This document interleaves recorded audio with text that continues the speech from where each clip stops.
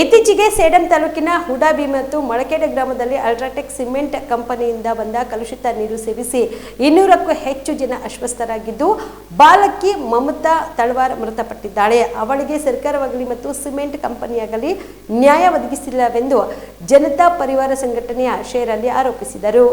ಕಲಬುರಗಿಯ ಪತ್ರಿಕಾ ಭವನದಲ್ಲಿ ಕರೆದ ಸುದ್ದಿಗೋಷ್ಠಿಯನ್ನು ಉದ್ದೇಶಿಸಿ ಮಾತನಾಡಿದ ಅವರು, ಬಾಲಕಿ ಮಮತಾ ತಳವಾರ್ ಅವರ ಸಾವಿಗೆ ವಾಯು ಮಾಲಿನ್ಯ ನಿಯಂತ್ರಣ ಮಂಡಳಿ, ಜಲ ಮಂಡಳಿ, ಆರೋಗ್ಯ ಮಂಡಳಿ, ಡಿಎಚ್ಒ ಮತ್ತು ಟಿಎಚ್ಒ ಸೇರಿದಂತೆ ಸೇಡಂನ ಚುನಾಯಿತ ಜನಪ್ರತಿನಿಧಿಗಳಿಂದ ತಪ್ಪಾಗಿದೆ. ಈ ಹಿನ್ನೆಲೆಯಲ್ಲಿ ಮೃತ ಬಾಲಕಿಗೆ ಮತ್ತು ಹುಡಾ ಆಸ್ಪತ್ರೆಯಲ್ಲಿ ದಾಖಲಾದ ಎಲ್ಲಾ ರೋಗಿಗಳಿಗೆ ನ್ಯಾಯ ಸಿಗಬೇಕು. ನ್ಯಾಯ ಸಿಗದೆ ಹೋದರೆ ಹುಡಾ ಮೊಳಕೆಡ್ ಜನತೆಯೊಂದಿಗೆ ಸೇರಿ ನಾವು ಜನತಾ ಪರಿವಾರದ ವತಿಯಿಂದ ಚುನಾಯಿತ ಜನಪ್ರತಿನಿಧಿ, ಶಾಸಕ, ಪೊಲೀಸ್ ಇಲಾಖೆ, ಅಲ್ಟ್ರಾಟೆಕ್ ಸಿಮೆಂಟ್ ಕಾರ್ಖಾನೆ, ಜಲ ಇಲಾಖೆ, ಆರೋಗ್ಯ ಇಲಾಖೆ, ವಾಯು ಮಾಲಿನ್ಯ ಮಂಡಳಿ ವಿರುದ್ಧ ಮೊಕದ್ದಮೆ ಹೂಡುತ್ತೇವೆ. ಇನ್ನು ಈ ಕುರಿತು ಪ್ರತಿಭಟನೆ ನಡೆಸಲಾಗುವುದು ಎಂದು ಎಚ್ಚರಿಕೆ ನೀಡಿದರು. ಮಲ್ಖೇಡ್ ಪಕ್ಕದ ಗ್ರಾಮದಲ್ಲಿ ಹುಡಾ ಬಿನಲ್ಲಿ ಒಂದು ನೀರು ಸೇವನೆ ಮಾಡಿ ಒಂದು ಹುಡುಗಿಯ ಆತ್ಮಹತ್ಯೆ ಆಗಿದೆ. ಮಮತಾ ತಳವಾರ್ ಅಂದು ಸುಭಾಷ್ ತಳವಾರ್ ಅವರ ಸುಪುತ್ರಿ 5 ವರ್ಷ. ಅವಳು ನೀರು ಸೇವನೆ ಮಾಡಿ 28ನೇ ತಾರೀಕು ಫುಡ್ ಪಾಯ್ಸನಿಂದ ತೀರ್ಕೊಂಡಿದ್ದಾಳೆ. ನಾವು 2ನೇ ತಾರೀಕಂದು ಅಲ್ಲಿ ಹೋಗಿ ಕೇಳ್ಪಟ್ಟಿದ್ದ ಹೋಗಿದಾಗ ಅಲ್ಲಿ ಊರಿನಲ್ಲಿ ಯಾವುದೋ ಒಂದು ಪತ್ರಿಕಾದವ್ರಿಗೂ ಬರಗುಡಿಸಲಾರ್ದಂಗೆ ಮ್ಯಾನೇಜ್ಮೆಂಟ್ ಮಾಡಿದ್ದಾರೆ. ಕಾಂಗ್ರೆಸ್ ಪಕ್ಷದವರು, ಯಾವುದೋ ಪಕ್ಷದವರು. ಅಲ್ಲಿ ಹೋಗಿದ್ದಕ್ಕಾಗಿ ಎಲ್ಲರೂ ಹೇಳ್ತಾ ಇದ್ದಾರೆ 200 ಜನ ಹೆಚ್ಚಾಗಿ ಅಲ್ಲಿ ಆಸ್ಪತ್ರೆಯಲ್ಲಿ ಅಡ್ಮಿಟ್ ಆಗಿದ್ದಾರೆ. ಮತ್ತು ಒಂದು 5 ವರ್ಷದ ಹುಡುಗಿ ತೀರ್ಕೊಂಡಿದ್ಲು. ಮತ್ತು ಅಲ್ಟ್ರಾಟೆಕ್ ಸಿಮೆಂಟ್ಲಿಂದ ಒಂದು ಪೈಪ್ಲೈನ್ ಹೋಗುತ್ತೆ ಬ್ರಿಡ್ಜಿಂದ, ಕಾಗಿಣ ಬ್ರಿಡ್ಜ್ ಕ್ಯಾಂಪ್ ಬ್ಯಾಗ್ನಿಂದ ಅಲ್ಲಿಂದ ಹೋಗುವಂಥ ಒಂದು ಪೈಪ್ನಲ್ಲಿ ಲೀಕೇಜ್ ಆಗಿ ಆ ಲೀಕೇಜ್ನಿಂದ ನೀರು ಸೇವನೆ ಆಗಿದೆ. ಅಲ್ಲಿ 12 ಘಟಕಗಳು, 12 ಘಟಕದಲ್ಲಿ 8 ಘಟಕಗಳು ಪರಿಶೀಲನೆ ಮಾಡಿದಾಗ ಆ ಪರಿಶೀಲನೆಯಲ್ಲಿ ಸ್ಪಷ್ಟವಾಗಿ ಬರೆದಿದೆ, ಅದು ನೀರು ಉಪಯೋಗಕ್ಕೂ ಲಾಯಕ್ಕಿಲ್ಲ, ಸೇವನೆ ಮಾಡೋಕ್ಕೂ ಲಾಯಕ್ಕಿಲ್ಲ ಅಂಥೇಳಿ.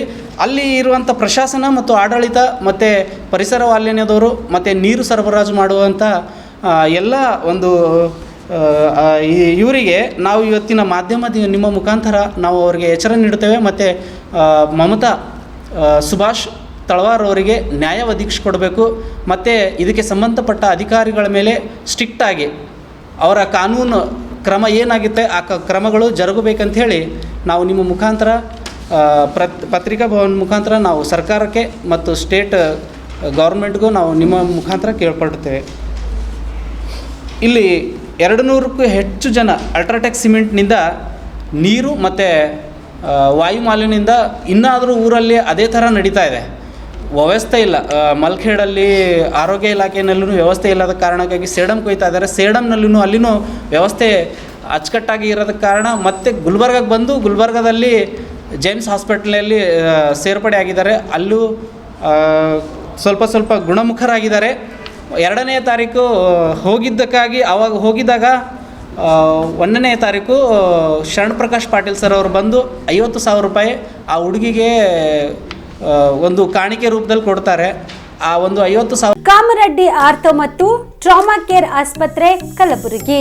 Doctor S B. ಕಾಮರೆಡ್ಡಿ ಹಾಗೂ ಡಾಕ್ಟರ್ ಪ್ರತಿಮಾ ಎಸ್. ಕಾಮರೆಡ್ಡಿ ಸಾರಥ್ಯದಲ್ಲಿ ಕಳೆದ 11 ವರ್ಷಗಳಿಂದ ಸಾವಿರಾರು ರೋಗಿಗಳಿಗೆ ದಿನದ 24 ಗಂಟೆ ತುರ್ತು ಸೇವೆ ನೀಡಿದ ಶ್ರೇಯಸ್ಸು.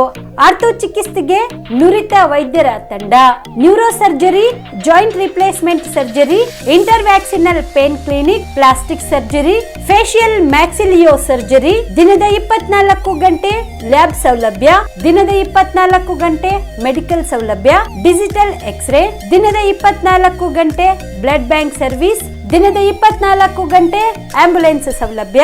ಹೆಚ್ಚಿನ ಮಾಹಿತಿಗಾಗಿ ಸಂಪರ್ಕಿಸಿ ಸರ್ಕಾರಿ ಐಟಿಐ ಕಾಲೇಜು ಮುಂಭಾಗ, ಕಾಮರೆಡ್ಡಿ ಆರ್ಥೋ ಮತ್ತು ಟ್ರಾಮಾ ಕೇರ್ ಆಸ್ಪತ್ರೆ ಕಲಬುರಗಿ. Phone number 084722566163.